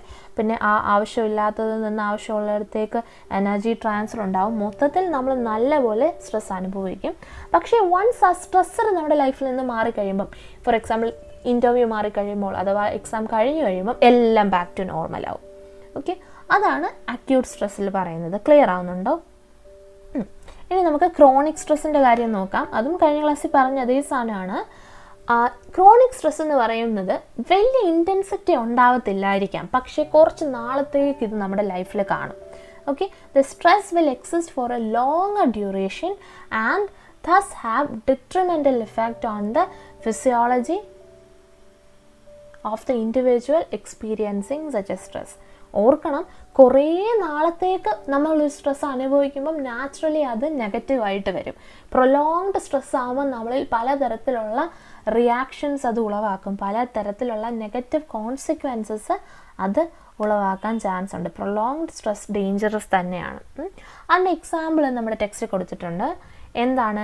Living in A violent relationship എന്ന് പറയുമ്പോൾ പലതരത്തിലുള്ള റിലേഷൻഷിപ്സ് ആവാം. അതെല്ലാം ഇപ്പോൾ ഒരു വയലൻ്റ് ആയിട്ടുള്ള ഒരു ഇതാണെങ്കിൽ ഒരു പരിധി വരെ ടോക്സിസിറ്റി ഇൻവോൾവ് ആണ് അല്ലേ. അതുകൊണ്ട് തന്നെ നമ്മളുടെ മനസ്സിൻ്റെ ഒരു സമാധാനത്തെ അത് അഫക്റ്റ് ചെയ്യുന്ന രീതിയിലേക്ക് പോകാം. Continuous stress due to the work load. ഇന്നത്തെ കാലത്ത് ഒത്തിരി അധികം ആൾക്കാർ ഫേസ് ചെയ്യുന്നതാണ് നമ്മുടെ വർക്ക് പ്ലേസിൽ നിന്നുള്ള പ്രഷർ എന്ന് പറയുന്നത്. അതായത് ഒരു ഡെഡ് ലൈൻ തന്നിട്ട് ഇത്ര കാര്യങ്ങൾ ഇതിന് മുന്നേ ഫിനിഷ് ചെയ്യണം, ഇന്ന റിപ്പോർട്ട് നാളെ കൊടുക്കണം എന്നൊക്കെ പറയുമ്പോൾ നാച്ചുറലായി ഈ ഒരു പേഴ്സണ്, ആ ഒരു എംപ്ലോയിക്ക് അത് വളരെ സ്ട്രെസ്ഫുള്ളായി വരാം. അപ്പം ഇങ്ങനെ അദ്ദേഹം എത്ര നാൾ അവിടെ വർക്ക് ചെയ്യുന്നു അത്രയും നാൾ ഈ ഒരു സ്ട്രെസ്സ് കണ്ടിന്യൂ ചെയ്തുകൊണ്ടിരിക്കുകയാണ്. പിന്നെ ആ റിലേഷൻഷിപ്പിൻ്റെ കാര്യം പറഞ്ഞപ്പോഴാണ് boss to employee, employee to employee, colleague relationship, അങ്ങനെയൊക്കെ പലതരത്തിലുള്ള റിലേഷൻഷിപ്സിലും പ്രോബ്ലംസ് ഉണ്ടാവാം. അതെല്ലാം പ്രഷറാണ്. That also has detrimental effect on the physiology and the psychological well being of the individual. Clear ആവുന്നുണ്ടോ? അവിടെ പറയുന്നത് എന്താണ്? ഇത് ക്യുമുലേറ്റ് ചെയ്ത്, അതായത് കുറേ നാൾ ഇത് കൂടി ഇങ്ങനെ ഒരു എക്സ്പീരിയൻസ് വരുമ്പം, ഒരു സ്ട്രെസ് എക്സ്പീരിയൻസ് ഒരു ഇൻഡിവിജ്വലിന് വരുമ്പം അവിടെ ഇക്വിലിബ്രിയം തന്നെ അഫക്റ്റ് ആവുകയാണ്. Equilibrium is maintained by the body that leads to certain physiological responses that can negatively affect the immune system, cardiovascular functioning, അതെല്ലാം അഫക്റ്റ് ചെയ്യും. Cumulative stress experience by the individual and thus equilibrium is maintained by the body. This leads to certain physiological responses. Bodily changes ഉണ്ടാവും. അതെല്ലാം നെഗറ്റീവായിട്ട് എന്തിനെയെല്ലാം affect ചെയ്യും? Immune സിസ്റ്റത്തെ affect ചെയ്യാം, cardiovascular സിസ്റ്റത്തെ affect ചെയ്യാം. അങ്ങനെ ഒരു മൊത്തത്തിലൊരു നെഗറ്റീവ് ഇമ്പാക്റ്റ് നമ്മുടെ ജനറൽ വെൽ ബീയിങ്ങിൽ തന്നെ ഉണ്ടാവുന്നു. So stages in general adaptation syndrome എന്തൊക്കെയാണെന്ന് ഞാൻ പറഞ്ഞിരുന്നു. എത്ര സ്റ്റേജസ് ആണുള്ളത്? 3 സ്റ്റേജസ് ആണുള്ളത്. ആ ഒരു സ്ട്രെസ്സ് പ്രൊസീവ് ചെയ്ത് കഴിയുമ്പോൾ പെട്ടെന്നുണ്ടാകുന്നത് അലാം റിയാക്ഷനാണ്. പിന്നെ റെസിസ്റ്റൻസ് നടക്കും, പറ്റിയില്ലെങ്കിൽ എക്സോഷനിലേക്കും അത് പോകാം. ഓക്കെ, അതാണ് അവിടെ ഫിഗർ 2.2 എന്നുള്ള ഡയഗ്രത്തിൽ അവർ കാണിച്ചിരിക്കുന്നത്. So when this question comes for TEE, very probably this would be there. അങ്ങനെയാണെങ്കിൽ നിങ്ങൾ ഈ ഡയഗ്രാം കൂടെ വരയ്ക്കത്തില്ലേ? Will you be able to draw this diagram? Okay, now let's move on to the cognitive appraisal model. So first model നമ്മൾ പഠിച്ചു fight or flight, അത് ക്യാനനാണ് puttu forth ചെയ്തത്. രണ്ടാമത്തെ GAS ആണെങ്കിൽ ആരാണ്? ഹാൻസെയിലാണ് പുട്ട് ഫോർത്ത് ചെയ്തത്. ഇനി നമ്മുടെ തേർഡ് മോഡലാണ് കോഗ്നിറ്റീവ് അപ്രൈസൽ മോഡൽ. ഇത് പുട്ട് ഫോർത്ത് ചെയ്തത് ലാസറസ് ആണ്. ഇത് പുട്ട് ഫോർത്ത് ചെയ്തത് Lazarus and his colleagues. We also met him during the introduction. ഓർമ്മയുണ്ടോ? കഴിഞ്ഞ ലെക്ചറിലും നമ്മൾ ഇദ്ദേഹത്തിൻ്റെ ട്രാൻസാക്ഷണൽ മോഡലിനെ കുറിച്ച് പഠിച്ചു. ആ ഡിഫിനിഷൻ ഓഫ് സ്ട്രെസ്സിനെ കുറിച്ചൊക്കെ പഠിക്കുകയുണ്ടായി. So you need to remember it was Lazarus and his colleagues who put for this model. അപ്പം അദ്ദേഹം വിശ്വസിച്ചിരുന്നത് എന്താണ്? He believed that stress occurs as a result of an interaction between the individual and the environment. Yes, he believed that stress occurs as a result of an interaction between the individual and the environment. പരിസ്ഥിതിയും ഈ ഒരു മനുഷ്യനും തമ്മിലുള്ള ഒരു ഇൻട്രാക്ഷൻ്റെ ഒരു റിസൾട്ടായിട്ടാണ് ഈ ഒരു സമ്മർദ്ദം ഉണ്ടാകുന്നതെന്ന് പറയുന്നു. അദ്ദേഹം ഫോക്കസ് ചെയ്തിരുന്നത് ഈ കോഗ്നിറ്റീവ് അപ്രൈസലിനാണ്. കോഗ്നിറ്റീവ് എന്നുള്ള വേർഡിൻ്റെ അർത്ഥം എന്താണ്? What do you mean by cognitive? വൈജ്ഞാനികത എന്നാണ് മലയാളത്തിൽ. I could see that. I would explain it as if നമ്മുടെ റീസണിങ്, തിങ്കിങ്, അങ്ങനത്തെ ബ്രെയിൻ റിലേറ്റഡ് ആയിട്ടുള്ള ആക്ടിവിറ്റീസ് എല്ലാം കോഗ്നിഷൻ്റെ ഭാഗമാണ്. അതിൻ്റെ ഒരു അസസ്മെൻ്റ് എന്നാണ് ഈ അപ്രൈസൽ എന്ന് വെച്ചാൽ. Cognitive appraisal. This word appraisal refers to assessment in general.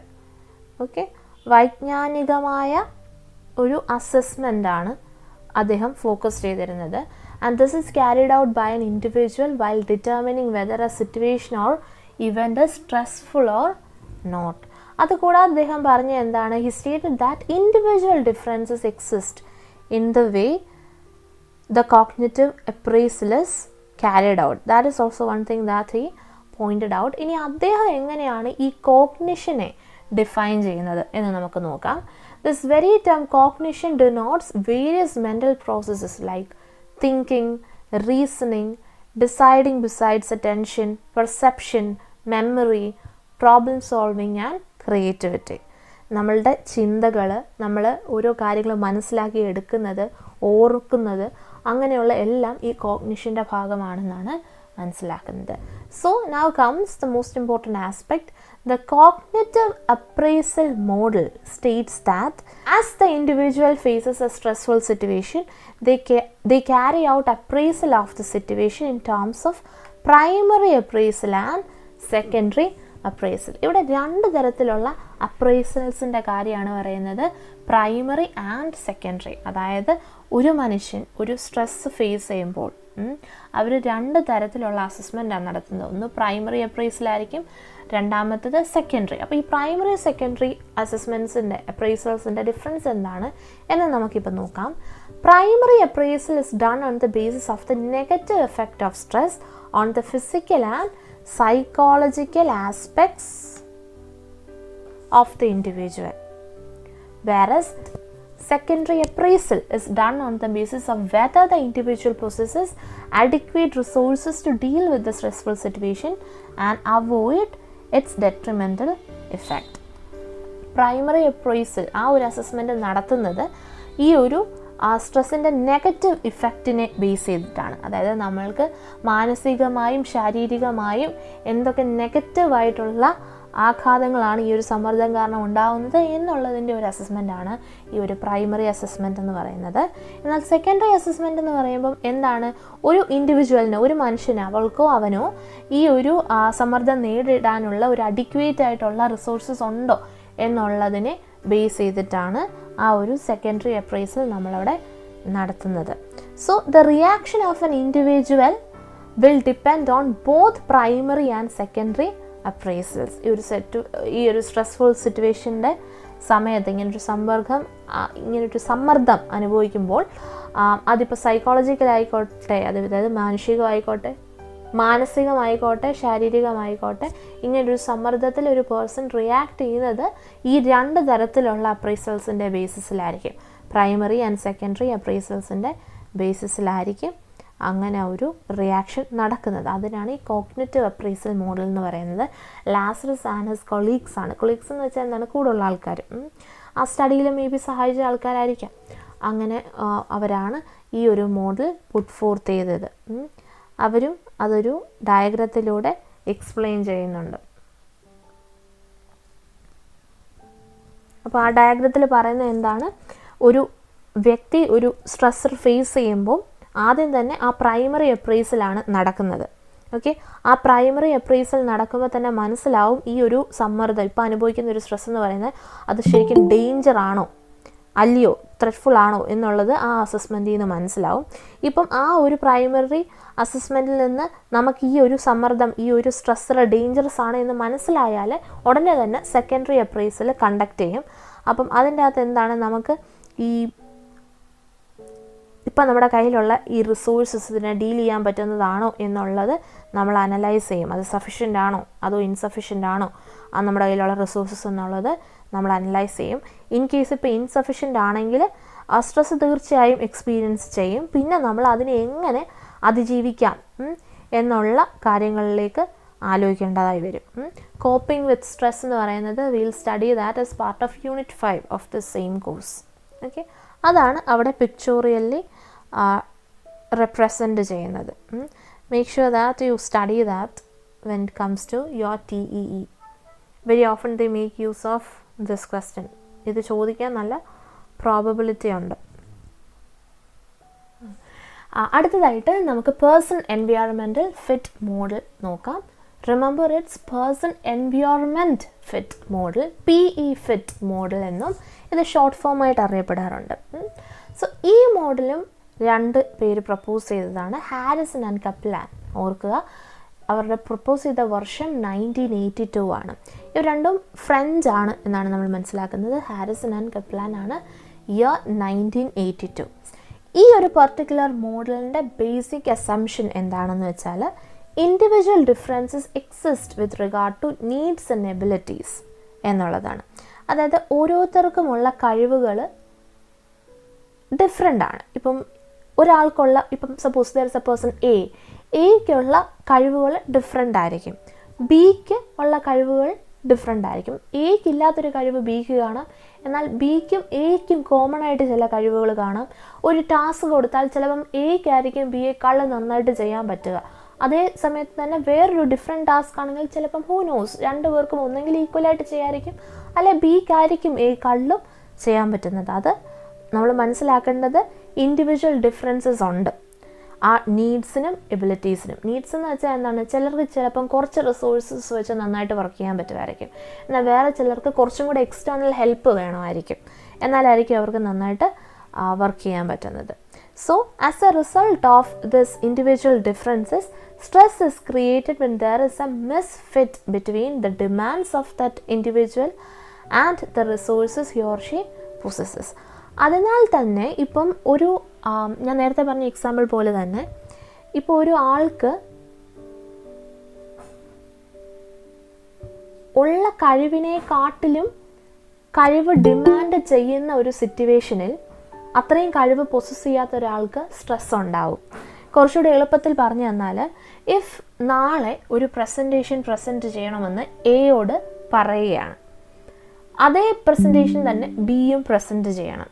പക്ഷെങ്കിൽ എ മച്ച് മോർ കേപ്പബിൾ ആണ്, കുറച്ചും കൂടെ ഈ ഒരു ഏരിയയിൽ കഴിവുള്ള ഒരാളാണ്. അതുകൊണ്ട് തന്നെ എയ്ക്ക് ഒത്തിരി എഫേർട്ട് ഇടാതെ തന്നെ ആ ഒരു നീഡിനെ മീറ്റ് ചെയ്യാൻ പറ്റും. അതുകൊണ്ട് തന്നെ എയ്ക്കൊരു മിനിമം ലെവൽ ഓഫ് സ്ട്രെസ്സേ എക്സ്പീരിയൻസ് ചെയ്യത്തുള്ളൂ. ഓക്കെ, എന്നാൽ ബി ആണെങ്കിൽ ഈ ഒരു എൻവയോൺമെൻറ്റുമായിട്ടൊന്നും അത്രയൊരു അഡ്ജസ്റ്റഡ് അല്ല. അതുകൊണ്ട് തന്നെ ആ ഒരു മേ ബി ഒരു കമ്മ്യൂണിക്കേഷൻ സ്കില്ലിലായിരിക്കാം, അല്ലെങ്കിൽ ഒരു പ്രസൻറ്റേഷൻ സ്കില്ലിലായിരിക്കാം എയുടെ അത്രയും ഒരു പക്ഷേ അത്രയും ഒരു സ്കിൽഡ് ആയിരിക്കില്ല ബി എന്ന് പറയുന്നത്. അതുകൊണ്ട് തന്നെ ബിക്ക് തന്നെ ഒരു കോൺഷ്യസ്നെസ് ഉണ്ട്, ഇത് ഇത്രയും ഡിമാൻഡ് എന്നെ കൊണ്ട് ഫുൾഫിൽ ചെയ്യാൻ പറ്റുമോ, എന്നെക്കൊണ്ട് അത് പറ്റുമോ. അതുകൊണ്ട് തന്നെ ബിക്ക് എയെക്കാട്ടിലും കുറച്ചും കൂടെ പ്രഷർ അവിടെ എക്സ്പീരിയൻസ് ചെയ്തേക്കാം. അതാണ് ഇവിടെ പറയുന്നത്. മനസ്സിലാവുന്നുണ്ടോ? I suppose you understood. I'll explain it once again. The main assumption of this model is that individual differences exist with regard to needs and abilities, and stress is created when there is a misfit between the demands that an individual is exposed to and the resources that he or she possesses. So ഞാൻ നേരത്തെ പറഞ്ഞ example നമ്മുടെ ടെക്സ്റ്റിൽ provide ചെയ്തിട്ടുണ്ട്. An employee who is well prepared for one of the most important presentations in his or her organization will look at this as an opportunity and not a threat, and thus will not experience any significant stress. ഇപ്പം നമ്മൾ ആ എക്സാമ്പിളിൽ എയുടെ case എടുക്കുക. അപ്പോൾ A എന്ന് പറയുന്നത് അത്യാവശ്യം നല്ല സ്കിൽഡ് ആയിട്ടുള്ള ഈ പ്രസൻറ്റേഷനിലാണെങ്കിലും കമ്മ്യൂണിക്കേഷനിലാണെങ്കിലും ഹിസ് മച്ച് മോർ കേപ്പബിൾ. അതുകൊണ്ട് തന്നെ ഈ എ നോക്കുമ്പോൾ ഇതൊരു നല്ല ഓപ്പർച്യൂണിറ്റിയാണ്. അദ്ദേഹത്തിൻ്റെ സ്കില്ലൊക്കെ ഡിസ്പ്ലേ ചെയ്യാനായിട്ടുള്ള നല്ലൊരു ഓപ്പർച്യൂണിറ്റിയാണ്. അതുകൊണ്ട് തന്നെ അതൊരു ത്രെറ്റായിട്ട് അദ്ദേഹം എടുക്കത്തില്ല. അതുകൊണ്ട് തന്നെ ഒരു യൂസ്ട്രെസ് കാണും. നമ്മൾ പഠിച്ച യൂസ്ട്രെസ് എന്താണ്, ഒരു good level of pressure, good level of stress കാണും. പക്ഷെങ്കിൽ അതൊരു നെഗറ്റീവ് രീതിയിലൊരു ഭയങ്കര സൈക്കോളജിക്കൽ ഓർ ഫിസിയോളജിക്കൽ ചേഞ്ചസ് വരുന്ന രീതിയിലുള്ള ഒരു സ്ട്രെസ് ഒരിക്കലും ഈ ഒരു എ എക്സ്പീരിയൻസ് ചെയ്യത്തില്ല. But if the demands of the environment are high and the employee feels that he or she does not possess adequate resources or ability to carry out the presentation, then he or she will experience stress. ഞാൻ നേരത്തെ പറഞ്ഞ എക്സാമ്പിളിൽ ആ ബിയുടെ കാര്യം ആലോചിക്കൂ. അതാണ് ഇവിടെ വരുന്ന situation. ചിലപ്പോൾ ഡെഡ് ലൈൻ ഇമ്മീഡിയറ്റ് ആയിരിക്കും. ഇന്ന് പറഞ്ഞ് നാളെ ചെയ്യേണ്ടിയൊക്കെ വരുമ്പോൾ ഈവൻ ആ ഒരു ഒരാളുടെ സെൽഫ് കോൺഫിഡൻസിനെ പോലും അത് ചിലപ്പം അഫക്റ്റ് ചെയ്തേക്കാം. So you need a strong will to overcome all these stressful situations. അപ്പം ബിക്ക് ചിലപ്പം ഓരോരുത്തരുടെ കാലിബറും വ്യത്യാസമായിരിക്കുമല്ലോ. അതുകൊണ്ട് തന്നെ ആയിരിക്കും നമ്മൾ ബിയുടെ കേസ് എടുക്കുമ്പോൾ B will find it more difficult. And hence ആർക്കായിരിക്കും കൂടുതൽ സ്ട്രെസ് തോന്നുന്നത്? നമ്മുടെ എക്സാമ്പിൾ വെച്ച് നോക്കുമ്പം എയ്ക്കായിരിക്കുമോ ബിക്കായിരിക്കുമോ കൂടുതൽ സ്ട്രെസ് തോന്നുന്നത്? യെസ്, ഒബ്വിയസ്ലി ബിക്കായിരിക്കും. അതാണ് പേഴ്സൺ എൻവയോൺമെൻറ്റ് ഫിറ്റ് മോഡൽ അഥവാ പി ഫിറ്റ് മോഡൽ എന്ന് പറയുന്നത്.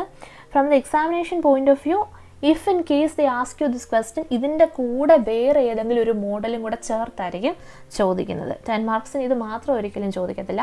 ഒരു 3+7 ഡിവിഷൻ വെച്ച് 7 മാർക്സിന് വേറെ ഒരു ഇതും വെച്ചായിരിക്കും ഇത് ചോദിക്കുന്നത്. So if they ask you this question, നിങ്ങൾ എന്തൊക്കെയാണ് ഇതിനകത്ത് ബേസിക്കലി എഴുതുന്നത്? P fit model or person environment fit model propose ചെയ്തത് ഹാരിസൺ ആൻഡ് കപ്ലാൻ ആണ് ഇൻ ദ ഇയർ 1982. അവരുടെ മെയിൻ അസംഷൻ എന്താണ്? ഇൻഡിവിജ്വൽ ഡിഫറൻസസ് എക്സിസ്റ്റ് ചെയ്യുന്നുണ്ട് ഓരോ ഇൻഡിവിജ്വൽസിലും. അതായത് ഒരാൾക്കുള്ള നീഡ്സ് ആൻഡ് എബിലിറ്റീസ് ആയിരിക്കില്ല മറ്റൊരാൾക്കുള്ളത്. അതുകൊണ്ട് തന്നെ ഇതിലൊരു മിസ്ഫിറ്റ് ഉണ്ടാവുമ്പോൾ ഏതിൽ? ഡിമാൻഡ്സിലും അതുപോലെ തന്നെ റിസോഴ്സസിലും. അതായത് ഒരു എൻവയോൺമെൻറ്റ് ഒരു പേഴ്സണിൽ നിന്ന് എക്സ്പെക്റ്റ് ചെയ്യുന്ന ഡിമാൻഡ്സിൽ നിന്നും നീഡ്സിൽ നിന്നും അവിടെ ഒരു മിസ്ഫിറ്റ് ക്രിയേറ്റ് ചെയ്യുക. Stress is created when there is a misfit between the demands that an individual is exposed to and the resources that he or she possesses. അവനോ അവൾക്ക് ഉള്ള ഒരു കഴിവും പിന്നെ ആ സിറ്റുവേഷൻ, ആ ഒരു എൻവയോൺമെൻറ്റ് അവനിൽ നിന്ന് അല്ലെ അവളിൽ നിന്ന് എക്സ്പെക്റ്റ് ചെയ്യുന്ന ഒരു ഡിമാൻഡും വെച്ചിട്ടൊരു മിസ്ഫിറ്റ് ഉണ്ടാവുമ്പോഴാണ് സ്ട്രെസ്സ് ഉണ്ടാകുന്നത്. അത് രണ്ടും സിമിലറായിട്ട് പോവുകയാണെങ്കിൽ വലിയ സ്ട്രെസ്സൊന്നും ഉണ്ടാകത്തില്ല. നമ്മൾ പറഞ്ഞ അവിടെ ഒരു എക്സാമ്പിളിൻ്റെ കാര്യം, ഒരു എംപ്ലോയി നാളെ ഒരു പ്രസൻറ്റേഷൻ ചെയ്യുക എന്ന് പറയുമ്പോൾ, നാളെ എന്ന് പറയണ്ട, an employee who is well prepared for one of the important presentations. Remember, he is well prepared. So he has been planning and he has been in the process of preparing for this particular event. അല്ലേ, അദ്ദേഹം അത്രത്തോളം effort puttu ചെയ്തിട്ടുണ്ട്. പക്ഷേ അദ്ദേഹം നോക്കുമ്പോൾ ഇതൊരു നല്ല ഓപ്പർച്യൂണിറ്റിയാണ്, threat അല്ല. പക്ഷേ ആ ഡിമാൻഡിലെ പ്രഷർ മീറ്റ് ചെയ്യാൻ പറ്റാത്ത സിറ്റുവേഷൻ വരുമ്പം ആ ഒരു ഡിമാൻഡിനനുസരിച്ച് ആ ഒരു കാലിബർ ഇല്ലാത്ത, ആ ഒരു ഫിറ്റ് ആവാത്ത ഒരാൾ, എല്ലാവരും എല്ലാ സ്ഥലത്തും എക്സിസ്റ്റ് ചെയ്യത്തില്ലല്ലോ. സർവൈവൽ ഓഫ് ദ ഫിറ്റസ്റ്റ് എന്ന് പറയുന്ന പോലെ അവിടെ ഫിറ്റ് ആവാത്ത ഒരാൾക്ക് അത് ഡെഫിനറ്റ്ലി സ്ട്രെസ് ഉളവാക്കും. സോ അതാണ് person environment fit model. Clear ആയോ? മോഡൽ റൈറ്റ് നൗ നമ്മൾ സൈക്കോഡൈനാമിക് തിയറിയ എന്താണെന്ന് കാണാൻ പോകുന്നത്. അപ്പോൾ you must have all heard of Sigmund Freud അല്ലേ? ഫ്രോയിഡിനെ കുറിച്ച് കേൾക്കാത്തതായിട്ട് ആരും കാണത്തില്ല. ഫ്രോയിഡിൻ്റെ കോൺഷ്യസ് അൺകോൺഷ്യസ് ഐഡിയാസ്, അതുപോലെ ഈഗോ, സൂപ്പർ ഈഗോ, അതൊക്കെ നിങ്ങൾ at some point in life കേട്ടിട്ടുണ്ടായിരിക്കും അല്ലേ?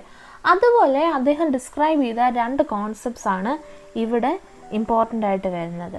Yes, I'm very sure that students of psychology have an idea.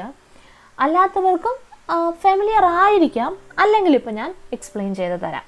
So signal anxiety and traumatic anxiety എന്ന് പറഞ്ഞ് 2 തരത്തിലുള്ള ആങ്സൈറ്റിയെ കുറിച്ച് അദ്ദേഹം പറയുന്നുണ്ട്. What do you mean by the term anxiety? Anxiety എന്ന് വെച്ചാൽ എന്താണ്?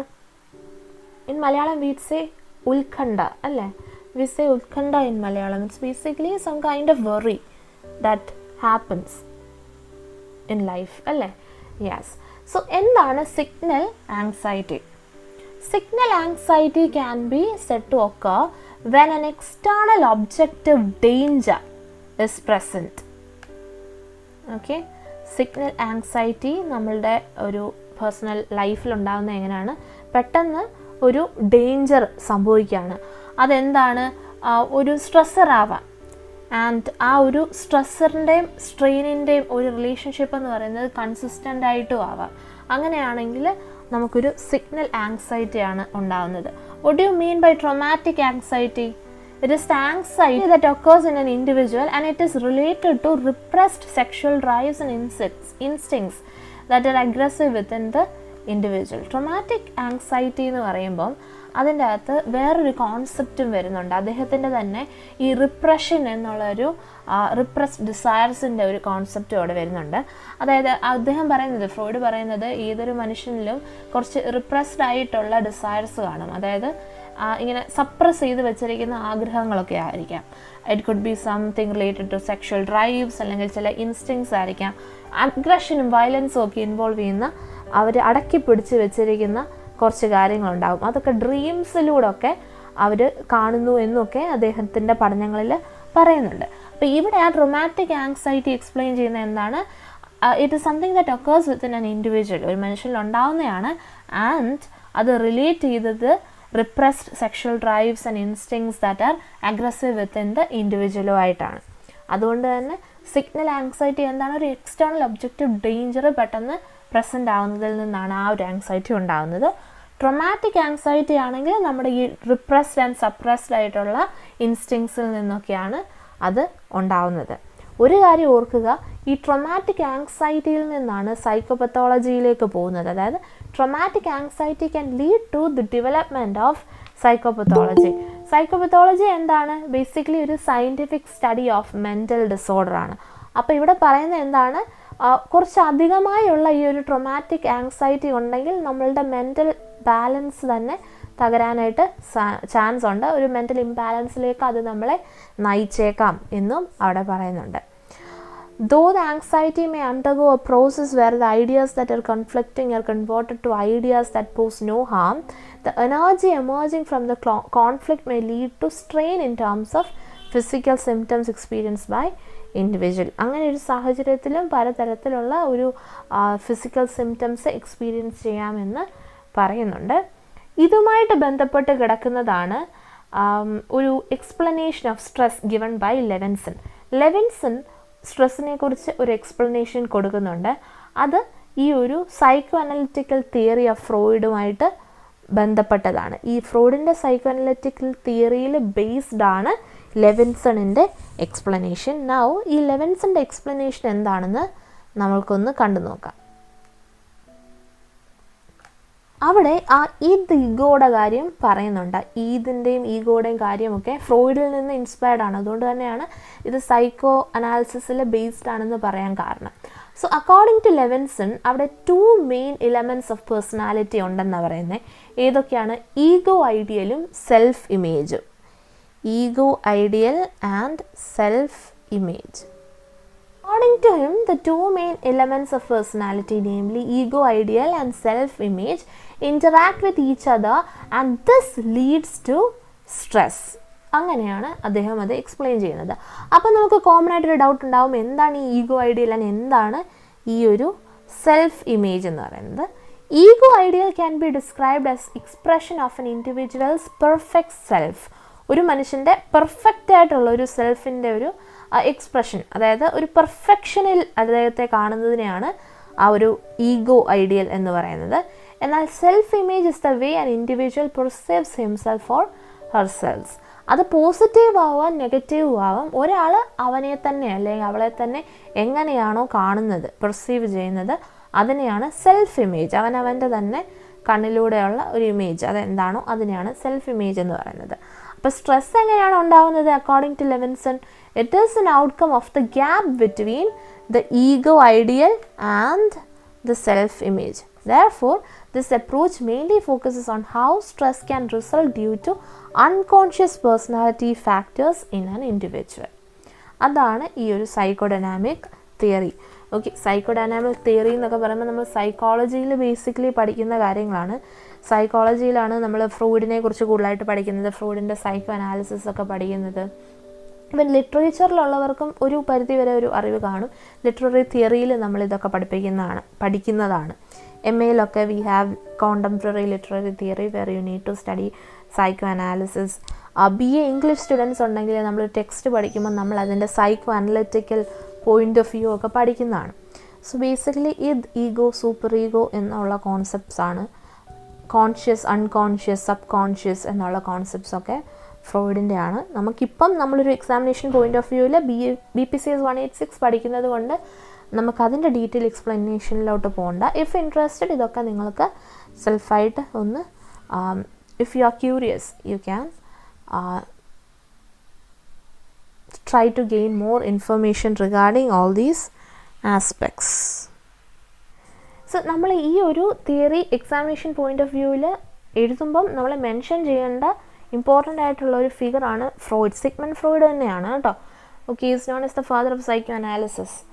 So he's the one who describe signal anxiety and traumatic anxiety. Signal anxiety എന്ന് പറയുമ്പോൾ പെട്ടെന്നൊരു എക്സ്റ്റേണൽ ഒബ്ജക്റ്റീവ് ഡേഞ്ചർ വരുമ്പോൾ നമുക്ക് തോന്നുന്ന ഒരു ഉത്കണ്ഠയാണ്, ഒരു ആൻസൈറ്റിയാണ്. എന്നാൽ ഈ ട്രോമാറ്റിക് ആൻസൈറ്റി എന്ന് പറയുന്നത് കുറച്ചധികം ഇൻറ്റൻസ് ആണ്. അത് ഇസ് റിലേറ്റഡ് ടു നമ്മൾ റിപ്രസ്ഡ് ആയിട്ടുള്ള സെക്ഷൽ ഡ്രൈവ്സ് ആവാം, ഇൻസ്റ്റിങ്സ് ആയിരിക്കാം, അതൊക്കെ ആയിട്ട് റിലേറ്റഡ് ആണ്. അതുകൊണ്ട് തന്നെ ഒരു പരിധി വിട്ട ട്രോമാറ്റിക് ആങ്സൈറ്റി നമ്മളെ സൈക്കോപത്തോളജിയിലേക്ക് ലീഡ് ചെയ്യാം, അതായത് കുറച്ച് മെൻ്റൽ ഡിസോർഡേഴ്സിലേക്ക് തന്നെ പോവാം. അതെന്താണ് ഈ psychopathology? It's basically the scientific study of mental disorder ആണ്. It refers to features of people's mental health. ഒരാളുടെ അല്ലെങ്കിൽ ആളുകളുടെ മെൻ്റൽ ഹെൽത്തിനെ കുറിച്ചൊക്കെ നമ്മൾ പഠിക്കുന്നതാണ് ഈ സൈക്കോപത്തോളജി എന്ന് പറയുന്നത്. സൈക്കോ തെറാപ്പിയൊക്കെ നമ്മൾ കൊടുക്കാറുണ്ട് അങ്ങനെയുള്ള ആൾക്കാരെ.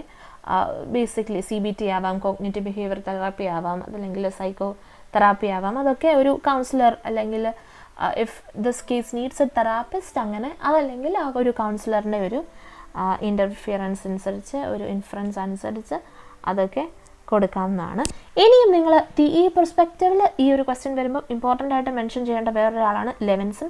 ലെവിൻസൺ ഫ്രോയിഡിൻ്റെ തിയറിയിൽ നിന്ന് ബോറോ ചെയ്തിട്ട് അദ്ദേഹത്തിൻ്റെതായ ഒരു കോൺസെപ്റ്റ് പുട്ട് ഫോർത്ത് ചെയ്തു. അതായത് അദ്ദേഹം പറയുന്നത് ഈ ഒരു പേഴ്സണാലിറ്റിയിലെ 2 മെയിൻ ആസ്പെക്ട്സിൻ്റെ ഒരു ഗ്യാപ്പാണ് സ്ട്രെസ്സിലേക്ക് നയിക്കുന്നതെന്ന് പറയുന്നത്. അതായത് according to Levinson, stress is an outcome of the gap between the ego ideal and self image. Ego ideal എന്ന് വെച്ചാൽ ഒരു ഇൻഡിവിജ്വലിൻ്റെ പെർഫെക്റ്റ് സെൽഫാണ് ഈഗോ ഐഡിയലിലൂടെ കാണപ്പെടുന്നത്. സെൽഫ് ഇമേജ് എന്ന് വെച്ചാൽ ഒരു ഇൻഡിവിജ്വൽ അവനെയോ അവളെയോ എങ്ങനെയാണ് കാണുന്നത് എന്നുള്ളതാണ്. സോ അതിൽ ഒത്തിരി ഡിഫറൻസ് വരും. ആ പെർഫെക്ഷനിൽ നിന്ന് ഇപ്പോഴുള്ള ഒരു അവസ്ഥയിലേക്ക് ഒത്തിരി ഡിഫറൻസ് വരുമ്പോൾ PE ഫിറ്റ് മോഡലൊക്കെ ആയിട്ട് ഇതിനൊരു നമുക്ക് ബന്ധപ്പെടുത്തി പറയാം. At times they may also ask the question also likewise. ഒന്നോ അതിലധികമോ മോഡൽസ് ഒരുമിച്ച് കമ്പൈൻ ചെയ്തായിരിക്കാം ചിലപ്പോൾ ഒരു 10 മാർക്ക് ക്വസ്റ്റ്യൻ ചോദിക്കുക കേട്ടോ. So according to Levinson, stress is an outcome of the gap between the ego ideal and self image. So far നമ്മൾ 5 models ആണ് കണ്ടത്. ഇനി 6ാമത്തത്, it's rather a theory, genetic constitutional theory. Shall we have a look at that? So moving on to genetic constitutional theory. So ഈ theory പഠിക്കുന്നതിന് മുന്നേ you need to brush up your idea of genetics. Genetics എന്ന് പറയുമ്പോൾ നമ്മൾ school ലെവലിൽ ബയോളജിയിൽ important ആയിട്ട് പഠിക്കുന്ന ഒരു ഐഡിയ ആണ്, ഒരു കോൺസെപ്റ്റാണ്. ജെനറ്റിക്സിൻ്റെ അകത്ത് നമ്മൾ ജീനോ ടൈപ്സ്, ഫീനോ ടൈപ്സ് ഒക്കെ പഠിച്ചതൊക്കെ ഓർക്കുന്നുണ്ടോ? എന്താണ് genetics? It is the study relating to genes or heredity. Yes, it is the study related to genes or heredity. അതിൻ്റെ അകത്ത് തന്നെ ആ ഡയഗ്രാം ഒക്കെ വരച്ച് പഠിച്ചൊക്കെ ഓർക്കുന്നുണ്ടോ? Genotype, phenotype. Genotype എന്താണ്? Genetic constitution of an individual ആണ്. Whereas phenotype is the physiological constitution of an individual. That is what I remember. അപ്പോൾ ജീനോടൈപ്പിൻ്റെ അകത്താണ് നമുക്കൊരു ഹെറിറ്റബിൾ ജനറ്റിക് ഐഡൻറ്റിറ്റി ഒക്കെ അതിൻ്റെ അകത്ത് കാണുന്നത്. It is said to be the sum total of genes transmitted from parent to the offspring അല്ലേ. അതായത് ഒരു മാതാപിതാക്കളിൽ നിന്നും ആ ഒരു കുഞ്ഞിലേക്ക് ട്രാൻസ്ഫർ ചെയ്യപ്പെടുന്ന ആ ഒരു ജനറ്റിക് ആസ്പെക്ട്സ്, ജനറ്റിക് ഫാക്ടേഴ്സിനെയൊക്കെയാണ് ആ ജീനോടൈപ്പിലൂടെ നമ്മൾ കാണുന്നത്. ഫിനോടൈപ്പ് എന്ന് പറയുന്നത് കുറച്ചുകൂടെ ഒബ്സർവബിൾ ആയിട്ടുള്ള ക്യാരക്ടറിസ്റ്റിക്സ് ആണ് അല്ലേ. അത് കുറച്ചുകൂടെ ഒക്കെ മെഷർ ചെയ്യാനൊക്കെ പറ്റും ലാബ് ടെസ്റ്റിലൂടെയും. ഹോർമോൺസ്, ബ്ലഡ് ഗ്രൂപ്പ്, അങ്ങനത്തെ കാര്യങ്ങളൊക്കെ കുറച്ചുകൂടെ ഒബ്സർവ് ചെയ്യാൻ പറ്റുന്ന കാര്യങ്ങളാണ്. അതൊക്കെയാണ് ആ genotype phenotype.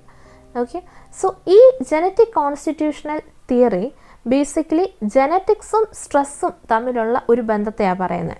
So the main focus on this theory is on how stress is resisted and coped with the help of genotype and phenotype. ഇപ്പം ഞാൻ ഓൾറെഡി പറഞ്ഞു ജീനോടൈപ്പ് എന്താ ഫിനോടൈപ്പ് എന്താ. അപ്പം അതിൻ്റെ ബേസിസിൽ ഒരു സമ്മർദ്ദത്തെ പ്രതിരോധിക്കുന്നത് എങ്ങനെയാണെന്നും അതിനെ അതിജീവിക്കുന്നത് എങ്ങനെയാണെന്നും ആണ് ഈ തിയറി ഫോക്കസ് ചെയ്യുന്നത്. ഓക്കെ, അപ്പം അവരതിന് പറയുന്നുണ്ട് to understand the terms genotype and phenotype. Genotype denotes the genetic constitution of the individual, whereas phenotype is the physiological characteristics of the individual. അപ്പം ഈ ഒരു തിയറി ജസ്റ്റ് ഇവിടെ മെൻഷൻഡ് മാത്രമാണ്, ഡീറ്റെയിൽഡ് ആയിട്ട് നമുക്ക് പഠിക്കേണ്ട കാര്യമില്ല. So all you have to remember is that ഈ തിയറി ഫോക്കസ് ചെയ്യുന്ന എന്താണ്, how stress is resisted and coped with the help of genotype and phenotype. സമ്മർദ്ദം എങ്ങനെയാണ് പ്രതിരോധിക്കുന്നതും അതിജീവിക്കുന്നതും ഒരു മനുഷ്യൻ എന്തിൻ്റെ സഹായത്തോടെ, ഈ ജനറ്റിക്കലി ഇൻഹെറിറ്റഡ് ജീനോടൈപ്പിൻ്റെയും ഫിനോടൈപ്പിൻ്റെയും സഹായത്തോടെ. അത്രത്തോളം അവിടെ ഓർത്തിരുന്നാൽ മതി. പേരോർക്കുക, ജനറ്റിക് കോൺസ്റ്റിറ്റ്യൂഷണൽ തിയറി. ക്ലിയർ ആണോ? ഇനി നമ്മൾ 7th മോഡലിലേക്ക് പോവാണ്, diathesis stress model. Remember diathesis stress model.